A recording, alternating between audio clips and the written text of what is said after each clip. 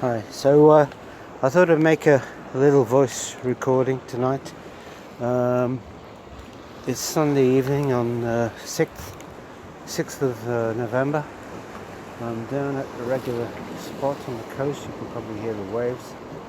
It's not that rough tonight. It's a nice evening. The sun's just gone down. It's beautifully clear after we had a big storm the other night. And I see quite a lot of stars. Looking over the west, it's just an orange glow in the sky.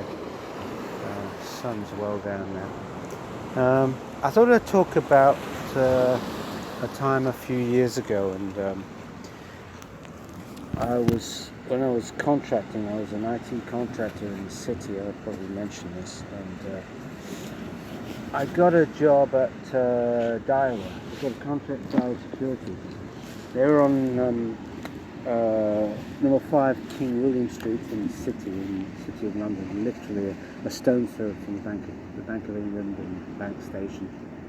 And it was a very interesting time. This was '97, and I was originally taken on to do what was I working on? I was working on equity funding system, and then later. They moved me. They had a guy who was working down on the bond trading floor, and a guy called Bert. What was his name? Everybody knew him by Bert. Quite a sort of colourful character. And then he got a job at Nomura and left pretty quickly. And my boss Graham said, "Well, you're the best. You've got the best skills to go to replace him." So I suddenly moved down from the 4th floor to the 3rd floor. The IT department was pretty small. We were sort of stuck out on the 4th floor, and then I moved on to the bond trading floor, and I had my own desk, my own Bloomberg screen, and all the usual stuff. And it was a hell of an education, I must say. And I was working on something. The sales credits was basically there were a load of bond traders, and this system had to download a load of data overnight. I think it was from Frankfurt. This system, DB2 system, and then update some numbers and present reports that the management could look at and see. Basically, tell them who was making money and who wasn't. On the basis of that, people either retained or let go. So it was sort of fairly important. I was also looking after something else called the cost of carry system, which is all these legacy systems. People don't realise, well, if you work in IT, you'll know this, that most of the time when you work in IT as a developer, you don't get to develop new systems from scratch.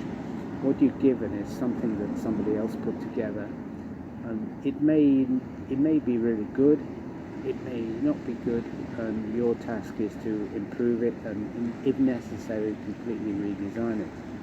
But at the same time, keep it going because it's being used every day. So that can be quite a challenge, and I ended up with this sales credit thing. I ended up working weekends. I came in on Saturdays, and being on the trading floor all on your own on a Saturday morning in the city of London was a pretty bizarre experience. Obviously the security on the building, but that's about it. There was nobody in, and I'd come in for a few hours, getting double time, which was not bad. I was already on a pretty reasonable rate, and it was a good time, really interesting, learned loads. And there'd be times during the day when everything was quiet, and the guys would, I got to know these guys, all really nice guys, and they'd be playing cricket with those squeezy stress balls you get from the likes of Counter Index. They'd be playing cricket between the desks, the rows of desks, and at other times, things have been manic. We'd had Squawk Box. I had Bloomberg screen. We all had a Squawk Box, and you get the feed from the Chicago American Power Exchange on the floor, and this was the time before everything went all electronic, so there was still open outcry over in the US, and things like the big data releases like non-farm payrolls and what used to call napalm, PMI stuff and CPI, they would move the market, and this basically was the higher productivity.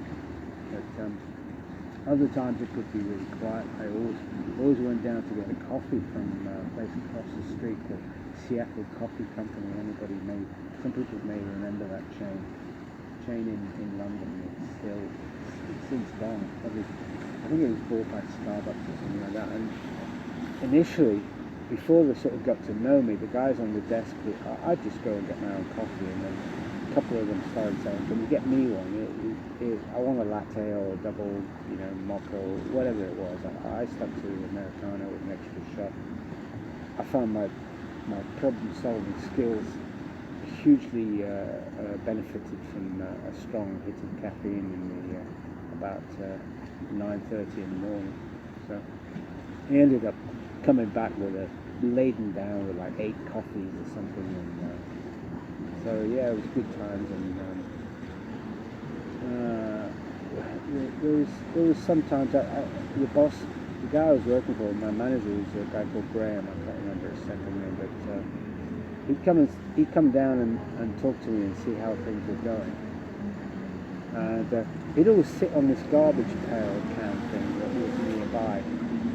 And he was quite a big guy, and I always used to worry it was going to collapse. It didn't. And my last week, he took me out to lunch at Simpsons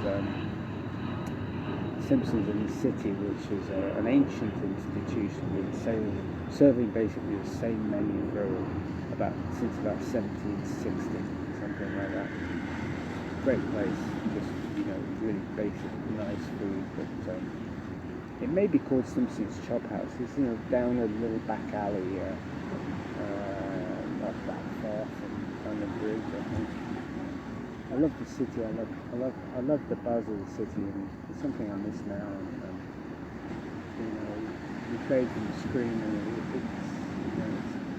it's a completely different thing. Although when I was a diver, I wasn't trading. I was an IT developer, but it really gave me a taste of the financial markets. I'd been into shares and things way before that, but I'd never actually traded, and that was a really, really good experience, and I'll never forget that time. I think I was there about a year. Later I was at Merrill Lynch, and it was it was pretty different. Daiwa was the small team and everything. My boss Graham, he loved using the phrase, "we're going to have to wing it." Everything was sort of done on the fly, and it wasn't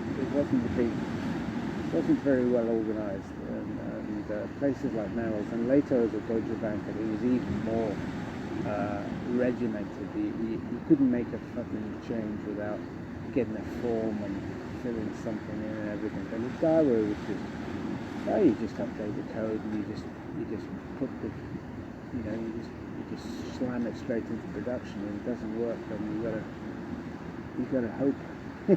Got to cross your fingers. There was one time with this sales credit system where I had to test it by putting in some real trades, and there was a test account, and I put it in on the Bloomberg system, and I think it was a $2 billion trade, which is nothing in fixed income. But I remember triple checking the account number, thinking, Christ, if I put it in a real account, I'm going to be gone quite quickly, So, but yeah, it wasn't just a couple of $1 billion. It worked okay. On the whole, that was a good time. That was an interesting time. Anyway, I'll stop it there. I'll just oh shit. Oh God. Sorry, you have to bear with me. I've got to get my phone to stop this. I'll edit this out. Yeah. Okay. Okay. That's my thoughts. My bad.